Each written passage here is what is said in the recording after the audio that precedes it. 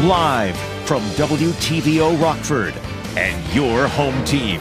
Eyewitness News at 5 starts now. A man found guilty of killing a teenager in the 1970s is up for parole again. The victim's family says the reminder their loved one is gone hurts no matter how much time's gone by. Investigators in Rock County hope the public helps solve a murder case. The victim was shot dead after a January high school basketball game. This will happen no matter what we do. Sea levels are projected to rise about a foot over the next 3 decades. Experts say time is running out to help turn things around. Good evening, I'm Mimi Murphy. And I'm Eric Wilson. A convicted killer is trying to get out of jail. Curtis Brownell raped and murdered a Rockford teen in 1977. Someone found her remains in a Boone County field the next year. Now Brownell is up for parole, and this isn't the first time. Rachel Perry spoke with the victim's family today, and Rachel, they tell you every few years they have to relive this case over and over again. Yeah, that's right, Mimi and Eric. Curtis Brownell is eligible for parole every 3 to 5 years. That's because he committed his crimes in 1977. Illinois changed the parole terms in '78. Louise Bett's family says this feels like a never-ending battle. Of course, she was 3 weeks short of her 17th birthday when this happened to her, and she had bold hopes and dreams for her future. Louise Betts should be in her 60s today. Earl Betts still remembers the promises his little sister made. I'm going to be a singer someday. I'm going to be on the TV someday. You just wait and see. Of course, we'd always laugh at her and rib her and tease her as siblings. But that dream was cut short in 1977 when Curtis Brownell raped and murdered the 16-year-old, leaving her in a Boone County farm field. Earl, now 64, has had to relive this case 16 times. And a year goes by, another year goes by, and all of a sudden you get that letter again. You get that notification again. It's like, we're sorry to inform you that Curtis Brownell is blah, blah, blah, blah, blah, coming up for parole again. For Earl, that notification comes every 3 to 5 years. Boone County State's Attorney Tricia Smith explains why. In approximately February of 1978, anyone who was sentenced after that date would be sentenced to a determinate sentence, meaning that when they started to serve that sentence, they knew the exact amount of years they were sentenced to. So because the crimes were committed prior to that date in 1978, he is what's called indeterminate sentencing. Meaning every few years, a parole board determines if Brownell can be released. Smith plans to speak out against his release. These parole hearings are very difficult for the family. I can't imagine having one of my loved ones murdered and then having to face this time and time again. Earl believes Brownell doesn't deserve to walk free after everything he took from his family. Louise will always be a 16-year-old girl. She'll never be a 60-year-old woman. Brownell was originally sentenced to death, but that was overturned twice. The parole board is meeting with him today before the scheduled hearing. Their discussion could take a month or so, but we will keep you updated. If you'd like to support the family, a petition link is on mystateline.com. Eric. Thanks, Rachel. Beloit police search for a pair of suspects involved in 2 different crimes. One crime is a murder from late last month. Police say a Madison man killed a teenager outside Beloit Memorial High School. A warrant has been issued for 19-year-old Amari Goodall's arrest. Investigators say Goodall shot 19-year-old Jion Broomfield after a basketball game. Broomfield died at the hospital. Goodall is still on the run. Police are also searching for Marcus Crenshaw. The 33-year-old faces charges including attempted first-degree homicide, possession of a firearm, and bail jumping. Investigators say Crenshaw shot someone on 8th Street last Thursday. The victim survived. Crenshaw was identified as the gunman. Police are still trying to track him down. If you know where either wanted suspect is, contact police or Greater Beloit Area Crime Stoppers. An alleged Rockford drug dealer is behind bars thanks to tips from the community. Winnebago County Sheriff's Police received multiple calls about Ladarius Richards reportedly selling narcotics. Investigators arrested Richards last week on School Street. There were already multiple warrants out for his arrest regarding other crimes. Officers say Richards had more than 140 grams of cocaine, ecstasy, and marijuana on him, as well as cash. He's being held on $300,000 bond.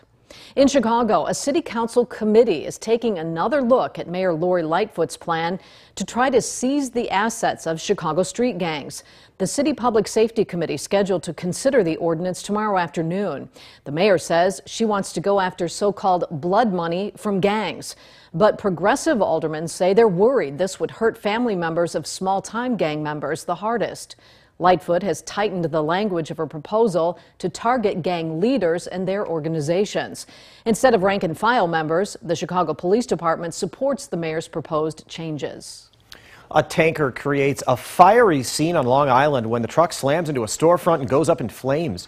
The driver lost control and overturned on Sunrise Highway in Rockville Center early Wednesday morning. It hit a vacant furniture store. Investigators say the tanker's 13,000 gallons of gasoline spilled out and caught fire. That sent heavy flames to several other businesses. The driver's okay. No other injuries have been reported. Canadian police tell protesters in the country's capital it's time to go home. Today, authorities in Ottawa began ticketing vehicles that are taking part in protests against COVID-19 restrictions.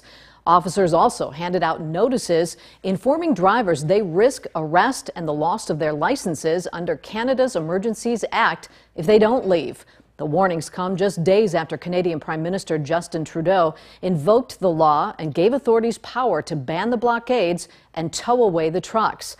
But some say the government's actions are having the opposite effect. I don't love confrontation. I don't like this environment. Every time he does something, it just kind of, it's actually just motivated more people to show up. The big rigs have blocked border crossings and clogged streets outside Parliament for nearly 3 weeks. A new government report says sea levels are rising at the fastest rate in 3,000 years. That's according to the National Oceanic and Atmospheric Administration and 6 other government agencies. Experts say sea levels will rise about a foot over the next 30 years. That will lead to coastal flooding, damaged U.S. ports and military bases, and overwhelmed sewer systems. NOAA says those changes will hurt the economy. By 2050, moderate flooding that typically damages property and commerce, is expected to occur 10 times as often as it does today. NOAA says if emissions continue at their current pace, it's likely the U.S. will see at least 2 feet of sea level rise by the end of this century. The United States continues to warn that Russia could invade Ukraine any day. Officials on the ground say they've seen no meaningful pullback of Russian forces. Our Washington correspondent Anna Warnicki has the latest as she keeps you connected to the nation's capital. Good evening. Today, tensions remain high after mixed signals yesterday from Moscow on when or if Russia is planning an attack. Today, the White House says an invasion is still a very real possibility. We face a dangerous moment for European security. On Wednesday, NATO's Secretary General warned there are no signs of a Russian pullback at the Ukrainian border. While we continue to work for the best, we must also be prepared for the worst. On Tuesday, Russia released this video to show some troops pulling back from the Ukrainian border. But White House Press Secretary Jen Psaki says as of Wednesday, there is no independent proof. There's what Russia says, and there's what Russia does, and we're watching very closely. U.S. Secretary of Defense Lloyd Austin met with NATO's defense ministers on Wednesday in Brussels, reassuring those allies the U.S. stands ready to help. You can expect that that commitment will remain rock solid going forward. The Pentagon deployed 3,000 U.S. combat troops to Poland this week, joining the 1,700 others who are already on the ground. And make no mistake, the United States will defend every inch of NATO territory with the full force of American power. An attack against one NATO country is an attack against all of us. President Biden says there's still plenty of room for diplomacy with Russia. The Kremlin responded saying that Russian President Vladimir Putin welcomes President Biden's willingness to talk. For now, in Washington, I'm Anna Warnicki. Back to you. Now, your first warned weather forecast from Chief Meteorologist Candace King Well, temperatures for us this afternoon warmed into the low 50s. We were actually just 2 degrees away from tying a record high temperature for today, but some big changes are on the horizon. First, it's with the rain that is coming in here this evening, and you see a couple of lightning strikes popping up there just south of the Quad Cities. Wouldn't be surprised if maybe we see a rumble of thunder or hear a rumble of thunder here as we go through this evening, especially to the east and south. But these rain showers, something that'll continue as we go through this evening, more scattered in nature, but a few pockets of some heavier rain will be possible. That'll take us through sunset and through about 7, 8 o'clock this evening. Already a cold front is marching in across northwest Illinois. That indicated by the wind direction shifting around to the northwest there in Galena. You've got a westerly wind from Monroe to Freeport. So that cold front actually working through, and that'll pass through the Rockford area within the next hour to hour and a half. While we are sitting in the 50s right now, Freeport, you've dropped down to 46. You're at 38 in Galena. So temperatures are dropping back, and eventually that is going to help transition over some of that rainfall to a little bit more of a mix of some sleet, freezing rain, brief window of that, even mixing in with some snow before drying out by tomorrow. 52 the last hour for our weather watcher Bob here on the southeast end of Rockford. Cold front, you got the cold air coming in right behind it. Temperatures will drop a good 30 degrees here as we go through the night tonight. Winter weather advisory, that winter storm watch we had yesterday for DeKalb, Lee, Whiteside counties, now a winter weather advisory that goes into effect at midnight tonight and will last through 6 o'clock tomorrow evening. Winter storm warnings in the pink further to the south, and some very heavy rain lining up even further south of there. So quite a range of weather expected over the next 24 to 36 hours. There is going to be an impact to us, so let's talk about this here as we go through the night tonight. As our temperatures drop back, the wind starts to pick up from the northwest and will eventually shift around to the north once we get into tomorrow morning. As early as about 8, 9 o'clock, we might start to see a little bit of that mix line up here just north of Savannah, north of Freeport, and getting up towards Monroe. That's as temperatures inch closer to freezing. As we get closer to about 10, 11 o'clock, 12 o'clock tonight, I think we'll see more of that kind of that brief window of some freezing rain. We'll watch our temperatures. They'll be very close to the freezing mark. Further back off to the northwest as we fall below freezing, we'll start to see that kind of mix in with a little bit of snow. Period of that mix and then some snow will take place through about 2, 3 o'clock tomorrow morning, and then we should actually dry out. Now notice though, with the temperatures falling back below freezing and any residual moisture we have from the rainfall today, might be some icy spots tomorrow morning. So really kind of something, even though we won't have precipitation coming down, some slick spots are still possible, especially in some of the areas where you see a little bit more of that freezing rain take place. Nothing that I would anticipate would be over 1/10 of an inch as far as the freezing rain is concerned, so I'm not too worried about that. We are dry for tomorrow morning, then we start to see our next kind of second wave work in. This is the one that brings the snowfall as early as about 11, 12 o'clock in some areas. Right now looks like we're right on the northern fringe here, areas along Highway 20. You get a little bit further south where you have that winter weather advisory, you've got a better chance of seeing some accumulations. Keep in mind too, the wind will be picking up as we go throughout the day, so with that gustier wind, it'll blow around some of that snow, get a little difficult for that afternoon and evening travel.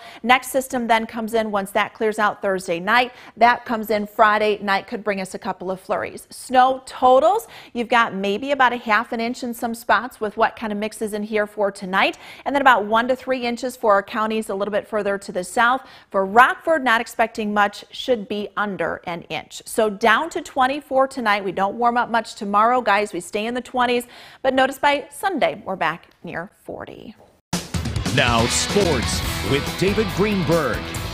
After the Bulls signed DeMar DeRozan in the offseason, many NBA analysts had him labeled as the worst signing in free agency. Clearly, DeRozan's taken that to heart and proved everybody wrong. Over the Bulls' last 6 games, he's scored 35 or more points on 50% or better shooting. The only other player in league history to do that is Wilt Chamberlain.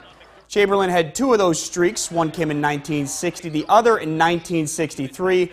DeRozan tied that 6-game streak in the Bulls' 120-109 win over the San Antonio Spurs on Monday. Tonight, he'll have a chance to make NBA history if he can push his 35 or more points on at least 50% shooting streak to his 7th game. DeMar should have a pretty good chance tonight as the Bulls take on the Kings from the United Center at 7 p.m. The Kings have the 3rd worst ranked defense in the league. Toronto Raptors are in Minnesota taking on the Timberwolves. Fred VanVleet's been dealing with a knee injury, did not participate in the early portion of today's shoot-around. It'll be a game-time decision tonight, hoping to recover quickly as he's set to compete in the three-point contest as well as the All-Star game this weekend.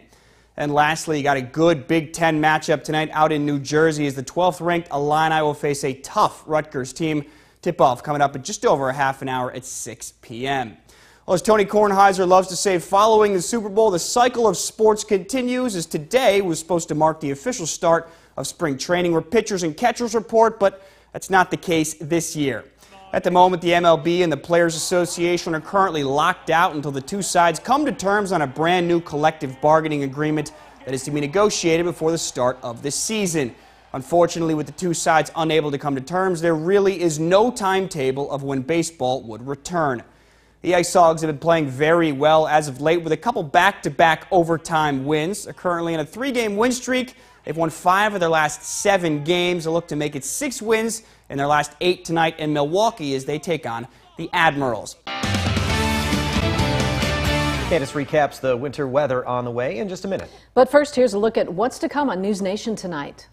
A News Nation exclusive poll, how Americans really feel about giving illegal immigrants in the country a path to citizenship. Plus, how China and Russia can use TikTok to spy on Americans. That's On Balance. Here's Marnie. Thanks, Leland. How does a little girl disappear for a year without anyone noticing? In our Missing series, we focus on what happened to Oakley Carlson, and we're sitting down with her foster mom, what she says could have prevented it. That's tonight on News Nation Prime.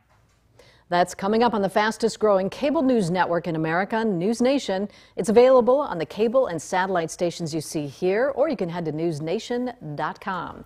Candace is back, and boy, it got warm today. It was nice today. It felt great. And even with the wind, we talked about how the winds won't feel quite as warm. It still felt pretty great. Yeah, I mean, 55 degrees, that's what we hit this afternoon, but it's going to feel a lot different just in a short few hours, and really a lot colder here later tonight. We've got rain for us now. The first warn interactive radar brought to us by Rockford Auto Glass and more. We'll start to see that mixed in with a little sleet to freezing rain. Small window of that taking place between about 9 and 10 and through midnight, and then some slushy snow on the backside through about 2 o'clock, and then snow moves in for tomorrow afternoon. Cooler by the end of the week. Thanks, Candace. And thank you for spending some of your time with us. Stay safe.